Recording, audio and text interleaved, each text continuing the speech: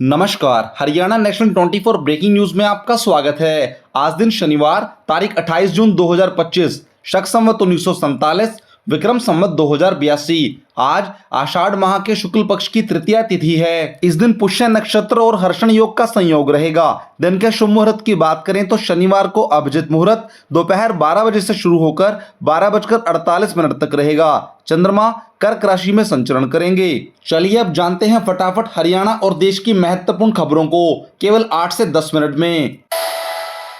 1,20,000 कर्मचारियों का बढ़ा वेतन, सीएम नैब सिंह सैनी ने दी खुशखबरी। जानिए हर महीने अब कितनी मिलेगी सैलरी। हरियाणा कौशल रोजगार निगम लिमिटेड के तहत विभिन्न सरकारी विभागों, बोर्ड निगमों, स्वायत्त संस्थाओं में कार्यरत करीब 1,20,000 अनुबंधित कर्मचारियों को अब ज्यादा वेतन मिलेगा। प्रदेश सरकार ने सभी वर्ग के अनुबंधित कर्मचारियों के वेतन में 5% की बढ़ोतरी की है। यह बढ़ोतरी 1 जून से लागू हो जाएगी। मानव संसाधन विकास मंत्रालय ने इस संबंध में निर्देश जारी कर दिए। नए वेतनमान में विभिन्न श्रेणियों में कर्मचारियों के वेतन में 812 रुपए से लेकर 1,205 रुपए तक की बढ़ोतरी होगी। इससे पहले पिछले साल 1 जुलाई को कच्चे कर्मचारियों के वेतन में 8% की बढ़ोतरी हुई थी। जिलावार श्रेणी के हिसाब से वेतन में बढ़ोतरी को लागू किया जाएगा। हरियाणा में बीपीएल परिवारों के लिए खुशखबरी, खुद का रोजगार शुरू करने के लिए मिलेगा 1.5 लाख रुपए का लोन। आर्थिक रूप से कमजोर यानी बीपीएल परिवारों के लिए अच्छी खबर सामने आई। बता दें कि हरियाणा अनुसूचित जाति वित्त एवं विकास विभाग की ओर से बीपीएल परिवार को अपना स्वयं का रोजगार शुरू करने के लिए बैंक लोन सुविधा दी जा रही है। फैमिली आईडी में जिन परिवारों की सालाना आमदनी 1,80,000 रुपए से कम है वो इस योजना का लाभ के पात्र होंगे। यह योजना ग्रामीण व शहरी दोनों क्षेत्रों में लागू होगी। बता दें कि बैंकों के माध्यम से 1.5 लाख रुपए तक का लोन पशुपालन, किराया दुकान, मनियारी दुकान, ब्यूटी पार्लर, ई रिक्शा, सुअर पालन या अन्य कोई लाभप्रद योजना आदि के लिए उपलब्ध करवाया जा रहा है। बैंक लोन के इच्छुक आवेदनकर्ता निगम की आधिकारिक वेबसाइट पर जाकर ऋण आवेदन फॉर्म भरकर संबंधित जिला कार्यालय में जमा करवा सकते हैं।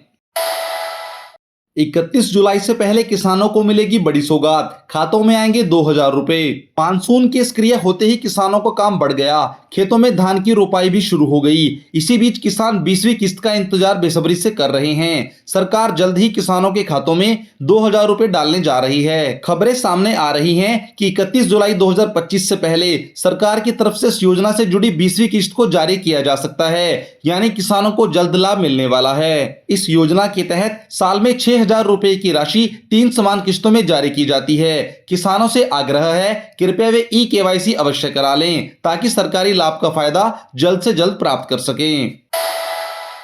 खुशखबरी, हरियाणा में इन विभागों में होगी 6,304 नई भर्तियां, कैबिनेट ने दी मंजूरी। आयोग की सिफारिशों को मानते हुए हरियाणा सरकार ने शहरी निकाय, बागबानी और खनन विभाग में सृजित हुए नए पदों को मंजूरी प्रदान की है। सरकार ने 3 प्रमुख विभागों शहरी निकाय, खनन एवं बागबानी विभागों में 6,304 नए पदों को मंजूरी प्रदान की है। मुख्यमंत्री नैब सिंह सैनी ने मंत्रिमंडल की बैठक में बताया कि रैशनलाइजेशन आयोग ने राज्य के 16 सरकारी विभागों और संस्थाओं से संबंधित रिपोर्ट प्रस्तुत की है। शुरुआत में इन सिफारिशों को 5 विभागों में पायलट प्रोजेक्ट के रूप में लागू किया जाएगा, जिनमें शहरी निकाय विभाग में 4,848 नए पद शामिल हैं।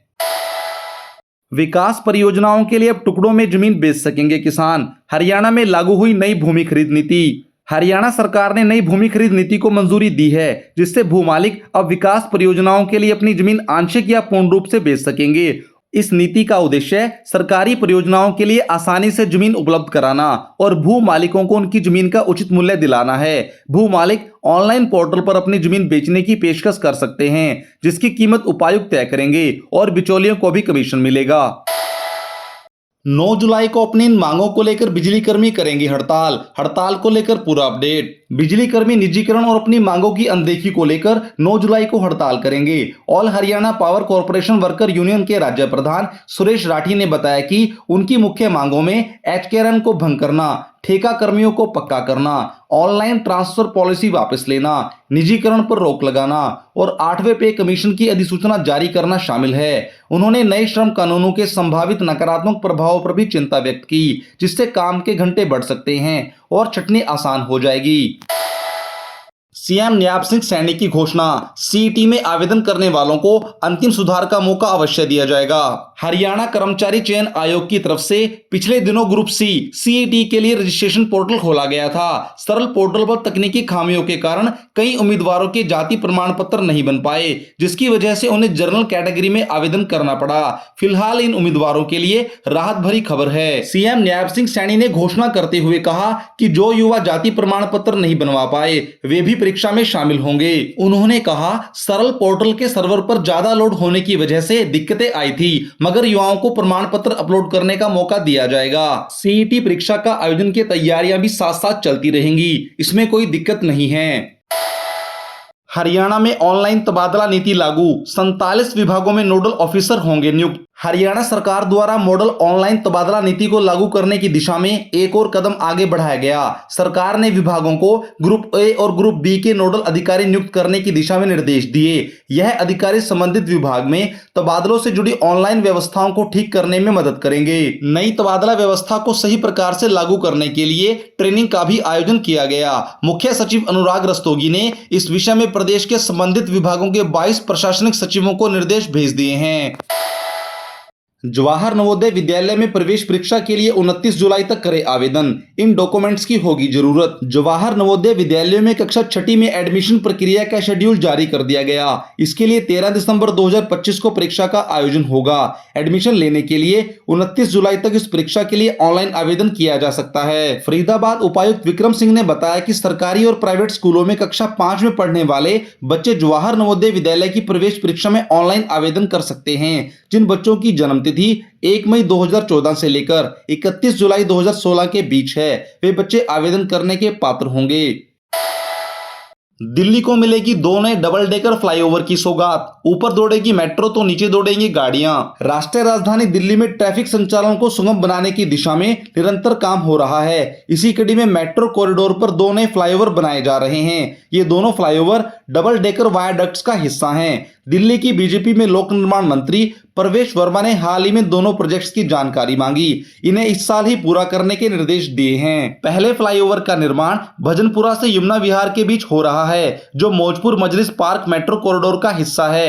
यह दिल्ली का पहला डबल डेकर वायाडक्ट होगा, जिसमें ऊपर मेट्रो और नीचे गाड़ियां संचालित होंगी। करीब 2.2 किलोमीटर लंबा दूसरा फ्लाईओवर आजादपुर से त्रिपोलिया गेट तक बनाया जा रहा है। यह भी डबल डेकर वायाडक्ट्स का हिस्सा है।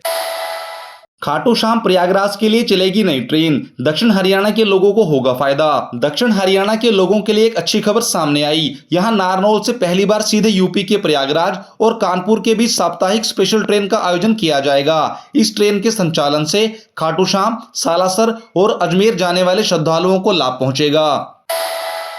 71 किलोमीटर लंबे होडल नूह पटौदी मार्ग को 4 लेन करने का रास्ता साफ, उत्तर प्रदेश, पंजाब और चंडीगढ़ जाना होगा आसान। उत्तर प्रदेश को नूह पलवल से जोड़ने वाले 71 किलोमीटर लंबे होडल नूह पटौदी मार्ग के चौड़ीकरण के लिए प्रशासनिक मंजूरी मिल गई है। 616 करोड़ रुपए की लागत से यह मार्ग 10 मीटर से लेकर 17 मीटर तक चौड़ा होकर 4 लेन बनेगा। इससे उत्तर प्रदेश से हरियाणा, पंजाब और चंडीगढ़ की यात्रा आसान हो जाएगी, यातायात कम होगा और समय बचेगा।